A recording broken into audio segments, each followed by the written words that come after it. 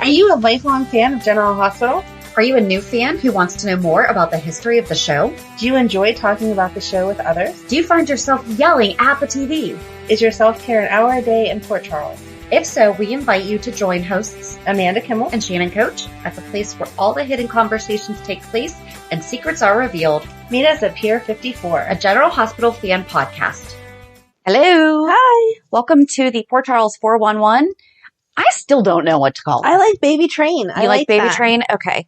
So today we are discussing the parallel intermixing storylines of Dante and Lulu, Maxie and Spinelli, and Britt, and how they all connect with.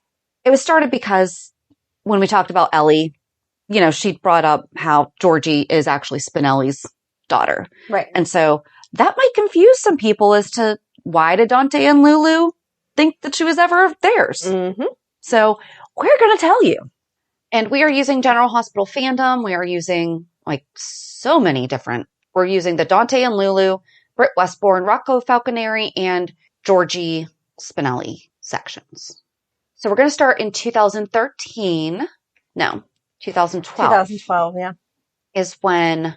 Oh, that's why I remember this stuff like it was yesterday, because that was right when I had Madeline. So you were pregnant at the same time. Snuggling a Madeline. Mm-hmm. And snuggling a Madeline and didn't really have anything else to do other than snuggle a Madeline and watch GH. So we talked a little bit about how Olivia had been laced with LSD from Heather Weber. Mm-hmm. And Olivia began to hallucinate that Lulu was heavily pregnant, even though she was not.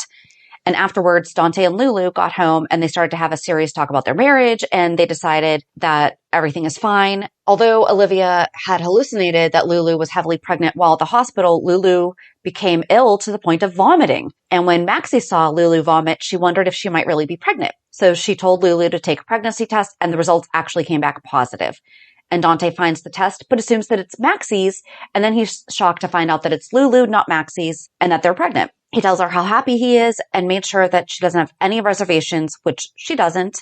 And then the next morning, they wake up and discuss the baby and decide to keep it between them until they know more. After they talk, Lulu makes an OB appointment for later that day. At the appointment, the doctor tells her that she's not pregnant. And the couple's disappointed by the false alarm because it only made them realize how much they wanted the family together.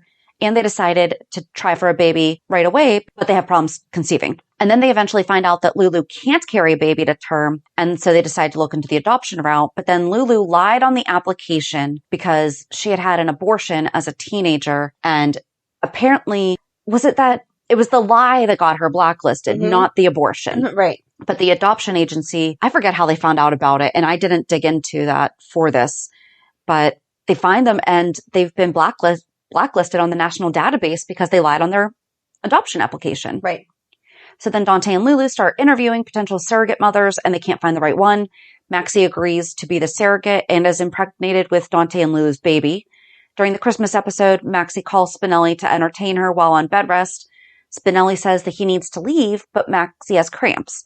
Spinelli and Maxie go to the hospital where Maxie finds out she's pregnant. Dante, Lulu, and Olivia show up after to find out and are excited to find out that Maxie is pregnant. A few weeks later, Maxie miscarries the baby. I feel like it was just a week later, right? Because that was the whole New Year's. Right, it was New Year's, yeah. So she found out on Christmas and then miscarried on New Year's? I guess. That was really close together.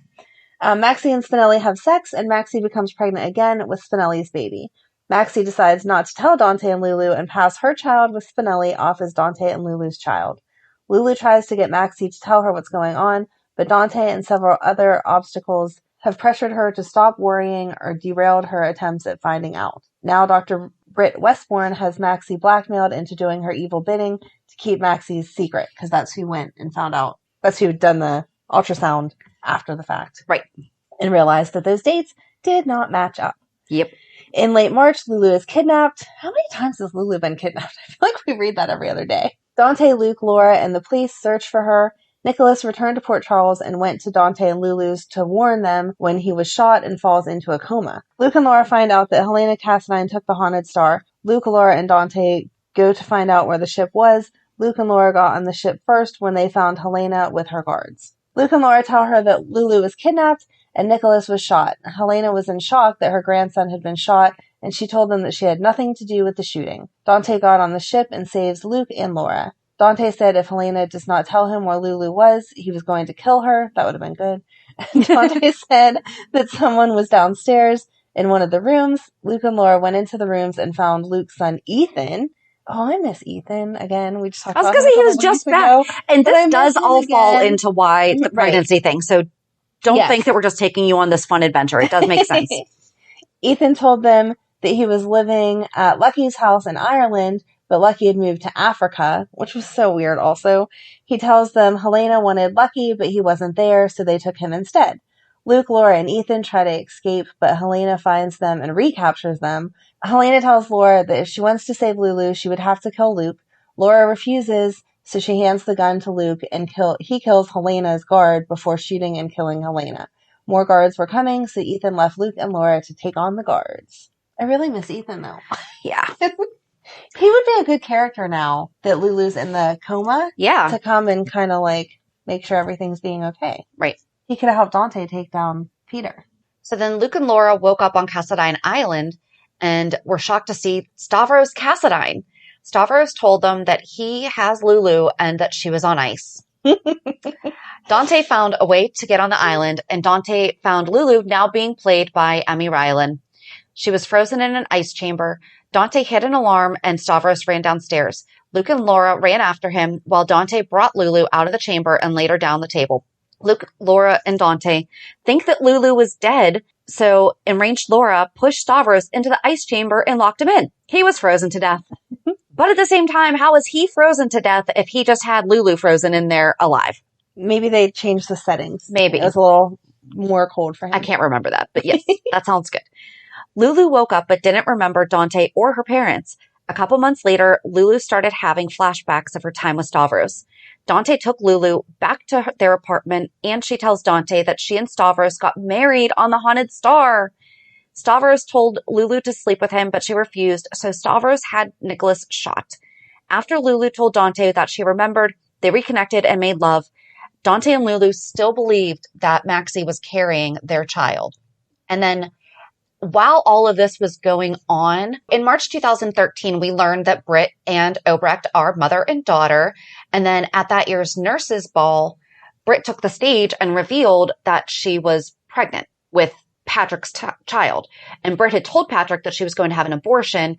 And she and Patrick went to the abortion clinic where he convinced her not to have an abortion, even though she never intended on getting one in the first place. Those were good scenes. Those were good Felix and Sabrina scenes because Yes. Britt was faking all kinds of stuff with this pregnancy, trying to get Patrick's attention, and Felix totally called her out to Sabrina. And then Sabrina was stuck because how can I tell my boyfriend that his baby mama is lying to him and not look like I'm just being a petty jerk? Right.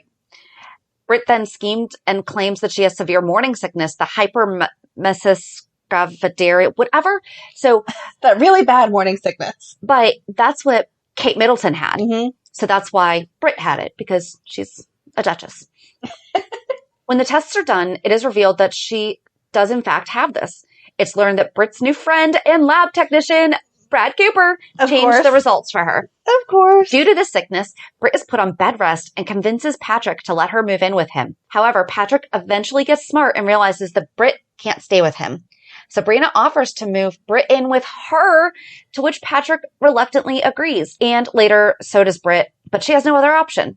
Then Britt starts bonding with Nicholas Cassadine, who helps her deal with Patrick not loving her, and they go into all of that. So there were good scenes of them talking about Britt's mom too. And it was funny because we had just talked about Ellie. So that was whenever Ellie and Spinelli were together, and they were they were doing karaoke, and she was like, "Oh, Britt has a mom? I kind of thought she was just hatched." And they were all like, "Yeah, she's so awful, blah, blah, blah." Britt really played that time well, though. She did. You hated her, but you hated her because she played it so well. Mm-hmm. Absolutely. Those were really fun scenes. Not that you should manipulate your baby daddy, but really, really good. Well, Britt and Maxie were pregnant at the same time because that was the other thing, was Sabrina was friends with all of them and wanted to be part of all the Maxie stuff. And then Patrick ended up missing half of the things that were going on because conveniently that would be whenever Britt was having some type of emergency. Exactly. So I like wanted to watch hours and hours of it. I just caught it for a couple minutes to refresh my memory, but as I started watching, I thought I could sit here all day. I miss Sabrina, and Felix was so fun back then. He was. He has so much personality for him to be the way that he is now. Right. They definitely don't use him enough. So Georgie was born on screen August 21st, 2013 by emergency C-section to Dante Falconeri and Lulu Spencer. During her parents' wedding reception, Maxie's water breaks, so Maxie, Lulu, and her parents go to the hospital where they are joined by Dante, who called the prospective grandparents. How funny is it that Felicia had Sister Georgie at a wedding reception? Oh, yeah. I just thought about that. Good job connecting those dots. Wow. Yeah. Okay. That was fun. I did not realize that till now either. I didn't know. When Maxie starts having really painful contractions, she asks for Spinelli, saying that he should be there, which confuses Dante and Lulu, so she tells them she must be confused because she's tired. As Maxie continues to labor, the baby starts having heart decelerations, and Maxie thinks that she gave the baby a bad heart. But Lulu reassures her that the heart condition has nothing to do with the baby because she is not biologically hers. Uh-oh. Yeah. It turns out that her heart is fine, but the umbilical cord is wrapped around her neck, so the doctor is going to monitor the baby closely. Later on, Spinelli shows up to support Maxie during her labor. Soon after, the monitors start going off, and it is revealed that the baby isn't getting enough oxygen, so they have to deliver her right away by emergency C-section. Maxie says she needs to tell Spinelli something about the baby before they go, but the doctor said they can't wait, so she doesn't get the chance to tell him. They perform an emergency C-section with Lulu in the operating room while Dante and Spinelli watch from the gallery. When the baby is born, she lets out a loud and strong cry. Aww. Lulu holds Maxie's hand while she cuts the cord and the baby is taken away. Afterwards, she gets to meet her parents and grandparents, in air quotes, while her biological mother, Maxie, starts hemorrhaging, but the bleeding is stopped and Maxie lives. I forgot about that. Mm-hmm. Meanwhile, Ellie Trout is telling her biological father, Spinelli, that sentence sounds weird because it makes it sound like it's Ellie's biological father, tells Spinelli. Well, we're reading the section about... Yes. Yeah. Yes, but it's just the way that it says it that's funny. Ellie tells Spinelli the truth about Georgie's parentage. Later on, when Lulu suggests she and Dante name their daughter Jacqueline, Dante says it sounds too much like Spinelli because he's called the Jackal. Okay, for a second there, I was like, what? Maxie tries to breastfeed. That's not how rhyming works. Exactly. I'm like, those don't sound the same. Maxie tries to breastfeed the baby, but Spinelli stops her and comforts her about keeping the baby's real parent, confronts her, about keeping the baby's real parents a secret. When Dante and Lulu find out what Maxie tried to do, they threaten to ban her from their daughter's life, but Maxie says they can't, and in the end, they don't. Dante and Lulu decide to name the baby Connie in memory of Dante's late cousin and Lulu's former boss, Connie Falconeri. I did not like that name. Dante and Lulu take her home and have a rough couple of nights because Connie wants her biological mom, Maxie, but they eventually do calm her down. On September 27th, she was baptized as Costanza Louise Falconeri with Maxie and Spinelli as the godparents. Wow. Oh. And Spinelli knew at this point, and he was kind of on board with Maxie saying... Which is crazy, but go ahead. But I think that he knew... He was trying to do right. what Maxie wanted. After the baptism, Brad Cooper comes in and tells Dante and Lulu that, quote, Connie is really Maxie and Spinelli's daughter. Before things go any further, Lulu has Olivia take Connie home. Afterwards, Maxie and Spinelli deny that Brad's statement is true, and Lulu believes them, but Dante doesn't. He starts to interrogate them, and Lulu finally figures out by remembering that Maxie has repeatedly tried telling her something about the baby, and then Maxie's trying to bond with the unborn baby, or Maxie's bonding with the unborn baby, that what Brad says is true. Dante and Lulu have a heated confrontation with Maxie and Spinelli, ending with Lulu slapping Maxie and leaving the church with Dante.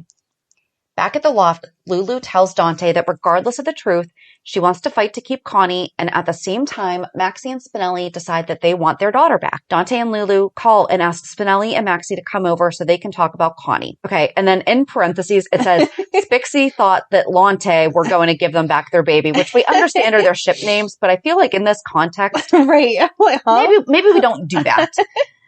When they get there, they find out that Dante and Lulu had invited them over to sign adoption papers, but Spinelli and Maxie tell them they won't because they want Connie. but Lulu says that she will only give them the baby over her dead body. Spinelli and Maxie are so floored that Maxie throws the adoption papers on the table and they leave, and thus begins a very nasty custody battle. The custody battle started on November 13th, 2013, with Alexis Davis representing Dante and Lulu, and Diane Miller representing Spinelli and Maxie. It surprises me that Diane could get them custody back so easily. Not that they shouldn't have, but then she couldn't have won the case for Maxie to have some type of better visitation. I know that it was Maxie against Spinelli, but still, I feel like Spinelli didn't want that harsh of a sentence either. True. So then while all of this is happening, we're back to Britt, who we find out that Patrick is not the dad, and they didn't do a good job. I hate saying that they didn't do a good job because I didn't do it either, but she said that it was Brad's. Yeah. On August 30th, Patrick threatens to sue for full custody of their son because of her mother, Obrecht. Britt reveals that he is not the father and claims that Brad Cooper is the father via sperm donation. Which was such a crazy story because Brad would not have done that. Right. But Obrecht was really making Britt more crazy. Well, because this was all Obrecht's idea. Yes. I mean, that's the thing. This was not Britt's idea. Obrecht had her do this. And I don't think she knew all of the details. Mm-mm. She knew that it was not Patrick's, but. Right. I don't think that she knew in the beginning that it was Lulu's last egg, mm-hmm. and like you were taking away their chance to have a baby because of all of the stuff with Maxie. She knew that baby wasn't hers. I don't think that in the beginning she realized. I think she found out after the fact, and that's where they kind of like blackmailed each other. I'll keep your secret, whatever. No, this was right whenever Obrecht was coming back in, and so people were trying to figure out who she was and what she had done wrong, and she would secretly meet with Britt and say, "You have to keep going. Tell him this. Do this," because they had a party for Maxie. Like a baby shower, but thank you for having my baby kind of shower. Mm-hmm. And that was one of the things that Patrick was supposed to show up to. And Britt had just talked to Obrecht. And so she started having cramps and they did the ultrasound and she conveniently like swishied the thing over and was like, "Oh, look, it's a boy." And then that like bonded them together even more because he already had a girl. And so blah, blah, blah. And then Sabrina walked in and was like, "What's going on?" And she admitted to him then that she had lied about the morning sickness and changed those results, and that she had lied about something else. Oh, that she wasn't going to do the abortion. She never had any intention about the abortion. And so that made him trust her more, and they made this pact that they were going to co-parent together no matter what, blah, blah, blah, blah, blah. So not that Britt couldn't have said no, but Obrecht really pushed that very bad idea. Right. So Britt wound up living with Nicholas at Windermere. Right, because she couldn't stay with Sabrina anymore. Right. But then Sabrina came over to talk to her, and the two of them were fighting, and that's when Britt goes into labor and has the baby boy with Nicholas's help. And she named him Ben because it was someone in med school's name and she just liked it or whatever. Britt soon realizes that he's sick and he needs to get to the hospital because his lungs are filled with fluid. So Sabrina ends up having to take him, and Britt's son manages to survive with the help of Dr. Silas Clay, aka Michael Easton's role number 5. He was Silas before he was Finn, right? There was nobody in between? We need to go back and listen to our own episode about that. He's played a few different characters. Go back and listen to the 6 personalities of Michael Easton. At some point we did it. So then Britt tries to find some other place to stay other than Windermere, and she winds up bringing him back. It was really sweet of Nicholas to open up his home. Was very nice. Yeah. They were very nice. But then when Nicholas leaves for the christening of his niece, aka Connie, yep. Britt found Liesl in Windermere with Ben, and Dr. Obrecht thinks that Britt is trying to make Patrick jealous by staying with Nicholas, and Britt informs her that Patrick is not part of her life anymore because she told him the truth about Ben. Liesl is not happy about this at all. Britt tells her to leave or she'll call the police, and Liesl doesn't think she'll do it, but Britt says that she won't have to because Nicholas will be home soon and will discover Liesl there. Soon after, Nicholas comes back and finds Britt unconscious and Ben gone. I forgot about that. Mm-hmm. Britt becomes overwrought with worry when she realizes that her mother took her, again, air quotes, son. Though Nicholas gets Anna involved, she leaves in the midst of the investigation to go to Switzerland. Britt, meanwhile, is worried about her son. Well, obviously. Nicholas asks Britt why Dr. Obrecht would take her son, and Britt figures out that she took him to Faison and admits to Nicholas that Faison is her father. Dun, dun, dun. She receives a video message from her mother soon after. Dr. Obrecht with Ben claiming they'll be a happy family soon. Nicholas sees the video and recognizes where Dr. Obrecht is, his family estate on Cassadine Island. Who sends a ransom video from the same place? Like, although that place is big enough. But I feel like you should know. Maybe Britt wouldn't know, but Nicholas would know. Mm-hmm. If I took a video somewhere in your house, you would know. True. Soon after, Britt and Nicholas board a plane and head to Athens. Once they land, Nick calls Anna and tells her that Obrecht is on Cassadine Island. I was thinking of Windermere, and that's not on Cassadine Island. That's on Spoon Island. Right. But either way, Sorry. he still knows. Yes. Despite Anna's warning to stay off the island, Nicholas and Britt still charter a boat. When they arrive, they learn from the guards that Obrecht and Jerry Jacks, oh man, I miss Jerry Jacks, All the families are involved in this. are currently residing on the island. Nicholas heads off to confront Jerry and warns Britt to stay put. But soon after, she became restless, of course she did, and headed off in search of Ben. She ran into her mother and demanded to know where her son was. Obrecht told Britt that Ben was upstairs and tried to warn her of something else, but Britt pushes her away. Obrecht fell, hitting her head on the coffee table, and becomes unconscious. That was so good. I remember that. Britt did have really good mom instincts. Yes. She was a good mom. It just wasn't her baby, unfortunately.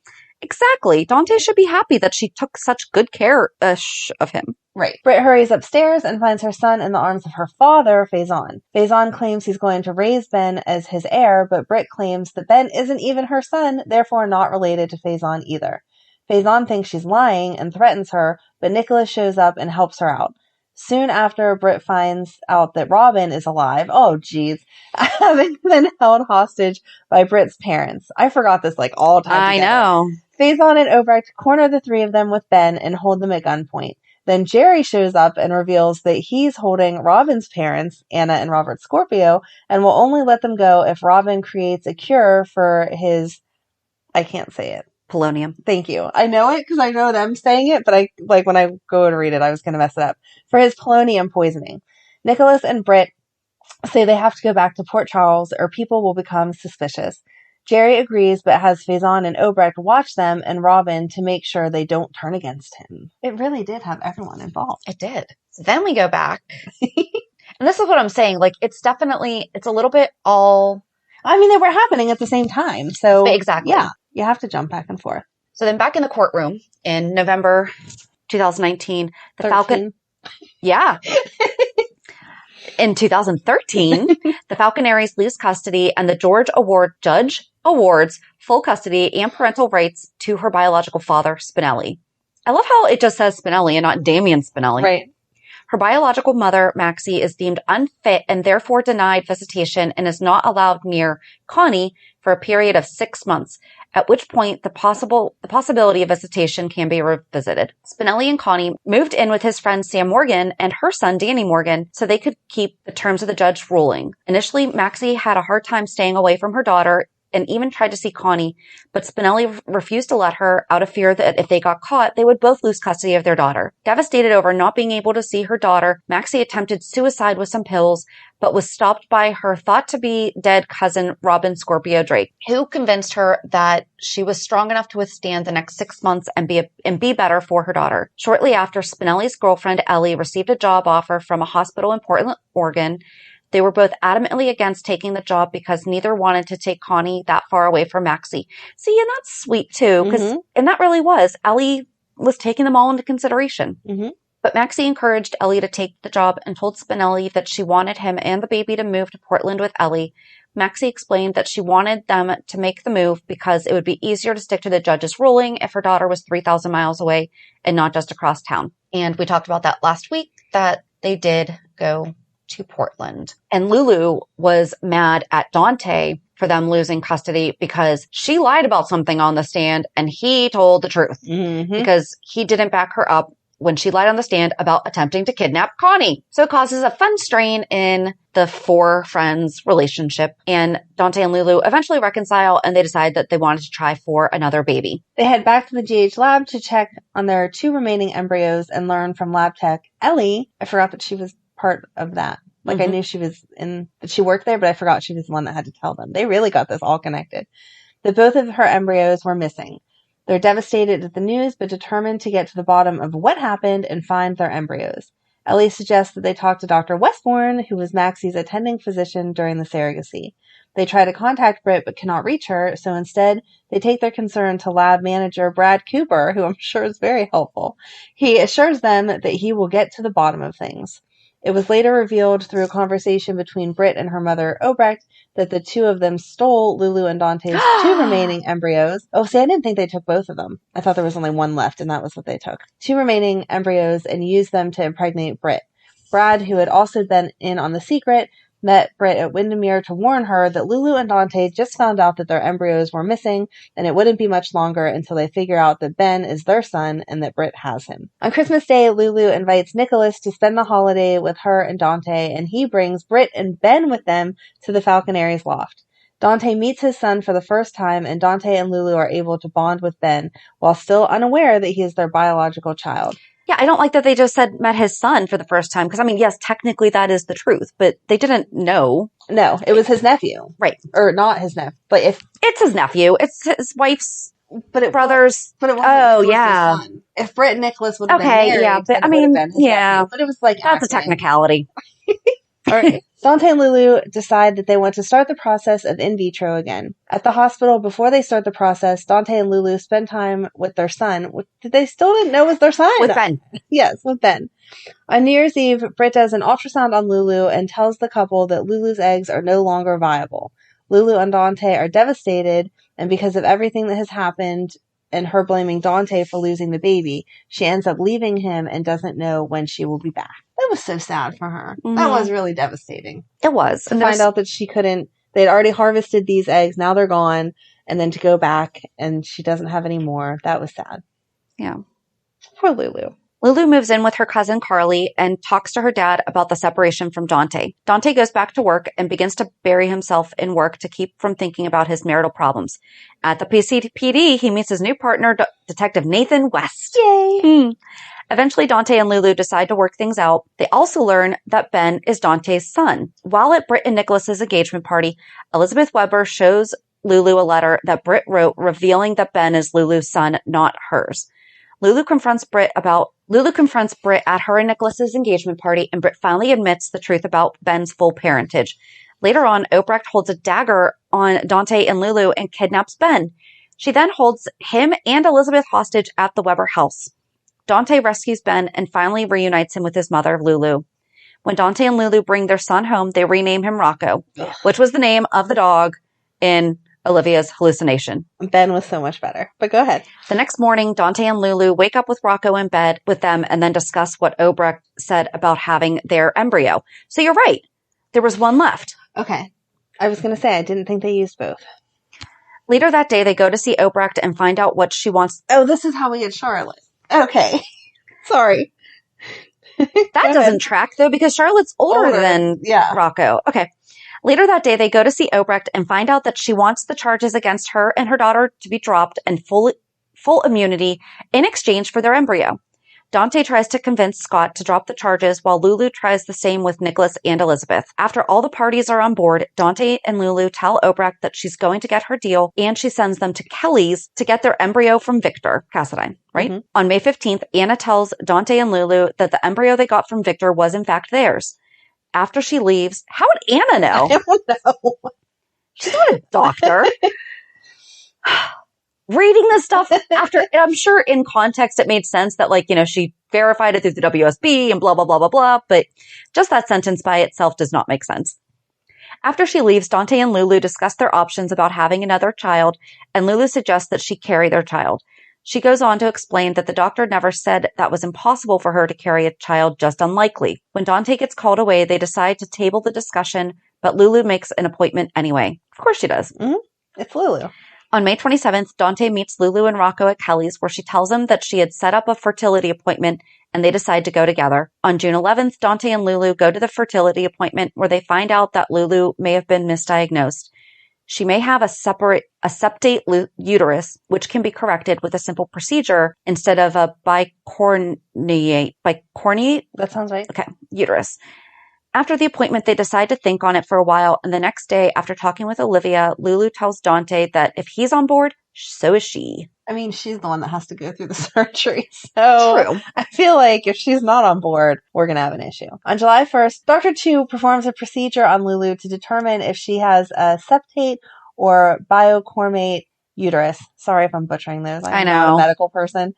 After the procedure, she shared with Lulu, Dante, and Olivia that it was just how they had hoped. Lulu had a septate uterus, and Dr. Chu was able to repair it. Dr. Chu then tells them that after she heals, Lulu will be able to have a successful pregnancy and carry the embryo to term, much to the elation of Dante, Lulu, and Olivia. The next day, Dante and Lulu go to the floating rib with Olivia and Rocco and discuss when they are going to have another child. Yeah, because I feel like you don't need them right on top of each other. Craziness. A few days later, some of us have no problem having them that close. Crazy. That's just too much work. I'm sorry. To each their own, but you get out of it like at the same time. But then aren't you sad that there's no babies around? I'm devastated that Madeline's as old as she is. I would have another baby tomorrow. Anyway, that's later on, Dante and Lulu attend Maxie's wedding, where Lulu is the matron of honor. Wow, they really have come full circle there. Mm-hmm. Dante leaves Lulu to go look around, and he finds Nathan tied up. While untying Nathan, he finds out that Levi is a con man. Oh, man. I hated Levi. When Dante and Nathan go to confront Levi, he pulls a gun on Maxie, while his accomplice, Jeffrey Scribner, pulls a gun on Lulu. Dante tries to reason with the men, and he also has to put down his gun so nothing happens to Lulu. Later on, Levi and his accomplice kidnap Lulu along with Maxie. Dante frantically looks for Lulu, but when divers find Maxie's veil in the water, he fears that he may be too late. Meanwhile, Lulu is alive and well, causing havoc for Levi and Scribner. Later on, Dante talks to Sunny and finds out that Coleman may be involved, while Lulu causes even more problems for Levi and Scribner. All right, so we don't really have to get into all the stuff with Levi, but that's such a poor choice. He causes a ruckus. Okay, so they find out later on that Dante and Lulu find out that Stavros knew that by putting her in the cryogenic chamber, she could have ended up infertile. So he took one of her eggs and fertilized it with his sperm and plans on implanting her with it so that they can have a child. Dante and Lulu do everything to stall Stavros from implanting her with the embryo. They tell him that she can't carry a baby to term, but Stavros says he knows that Lulu got the procedure done to correct that. They throw insults at Stavros, and then he says that Lulu will have his child. Stavros is about to take Lulu to get started on the implantation, but Dante brings up everything Maxie had to go through to be implanted with their embryos and all of the hormone shots she had to have for weeks because of this. Stavros has to delay his plan. I feel like he would have known that, but makes it clear that they are just stalling the inevitable and that Lulu will have his child. So he made it out of the cryogenic. Mm-hmm. Yeah, he came back to life, guys. That's good to know that you can just freeze people and thaw them with no problems. After Stavros leaves, Dante and Lulu discuss the possibility that he might be lying and pray that he is, but she says that it doesn't matter because he's going to take her away from Dante. He promises that he will do whatever he has to do to make sure that Stavros never hurts her again. All right, so then Lulu is seen trying to get out of her cuffs, but Dante tells her that to stop because she's just going to hurt herself, because Stavros actually tied her up. It wasn't just zip ties. Nope. He tells her to calm down, but she says that she can't. They talk about the fact that Stavros is the reason why she can't produce any more eggs. No, that's biology. Women are born with the number of eggs that they have. Did she not have any more eggs, or were they just not viable because of her being frozen? I don't know. Because they just said But this says can't produce... All right, we're not even going to go there. All right, so they basically talk about how what he did, like with freezing her and thawing her and all that stuff, might have ruined their chances of getting pregnant again. Dante reassures her that she will not be implanted with Stavros' embryo. They talk about maybe having discouraged him. Dante tells Lulu that he is not going to let it happen, and she says that she loves that he is trying to protect her, but doesn't see how he can. And they're both tied up at this point. Mm-hmm. Dante tries to get out of his cuff, but Lulu begs him not to because he's just going to hurt himself. Aww. Later on, Stavros comes back and tells them that Lulu is going to get the hormone shot, and he threatens to shoot Dante in the head if Lulu doesn't get it. She agrees, much to Dante's protests, and then when the shot is done, Stavros says that she is coming with him. She's dragged off kicking and screaming. she winds up passing out because of the shot. And then Anna shows up and, gets Dante free and everything. Lulu is passed out on the table because she's about ready to be put under general anesthesia, and she bites Stavros. Lulu gets up, starts calling for Dante. Stavros put the scalpel to Lulu's neck and threatens to slit her throat. Dante puts the gun down and kicks it over to Stavros, which distracts him. And then Lulu, being awesome Lulu that she used to be, is given the chance to elbow him and get free, but not without getting cut with the scalpel. Battle wounds. Dante starts fighting with Stavros while Lulu fights with Dr. Young. I forget who that person is. It was Stavros' doctor, right? Right, he's going to help with the implantation. Stavros gets the upper hand and threatens to shoot Dante, but Lulu throws herself in front of him, saying if Stavros wants to kill Dante, he will have to kill her first. Lulu says she believes Stavros won't kill her because he wants her to carry his child, but Stavros says that with surrogacy, anyone can carry the baby. So he decides to shoot anyway. Luckily, Dante is able to push Lulu out of the way. He and Stavros start fighting again, and it is revealed that Dante shoots and kills Stavros. And so that was really it. I mean, they got off the island. Did they say what happened to that embryo, or did it just... It must have blown up. Right. Or the petri dish just fell on the ground. But Dante and Lulu are reunited with their family members, Nicholas, Olivia, and Rocco. They explain to Nicholas that Stavros was a part of it, but now he's dead. And basically, they just recover from it. And Lulu says that she just wants to enjoy it being the three of them, so they agree to wait to have another child. The next morning, Dante and Lulu discuss how happy they are to be home, and they make love. And I believe that was it. Yeah, I think so. There was no more babies after that. So that's it. That's all the craziness of... I like how we just ended that. They made love. Right. Perfect ending. Yeah. And then you just see the screen go black and the scripty scroll. The end. Perfect. They fought so hard to be parents. Mm-hmm. And then we find out, I forget when we found out that we had Charlotte, but she was born in 2009. Did Lulu go missing that year? No, that's when she just first started dating. So how did they even get her? Okay, yeah, we're just going to have to... See, I'm not confused because I just don't remember. I don't think they ever made it loopy altogether. Yeah. But that's okay. That can be for another crazy baby story for another day. But so that is how Maxie was supposed to be carrying Dante and Lulu's baby and wound up having her own. But at the same time, they magically got one of their own thanks to Britt's scheming. Thanks to Dr. Obrecht's scheming. Well, that's true. That's true. Because Britt didn't know that it was their baby that Liesl implanted in her.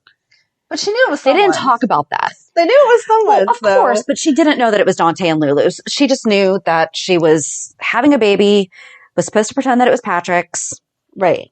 And they were supposed to live happily ever after. Those were good scenes, though. That was really good. It was really good. The way that everything intertwined and just the acting that was going on then was really good. Well, and you're watching Dante and Lulu go through this devastation, but then at the same time, we're watching Britt do all her craziness, not knowing that that's actually their child. So it's like they still get the happy ending. It was crazy. It was crazy. It was so fun to watch, though. Mm-hmm.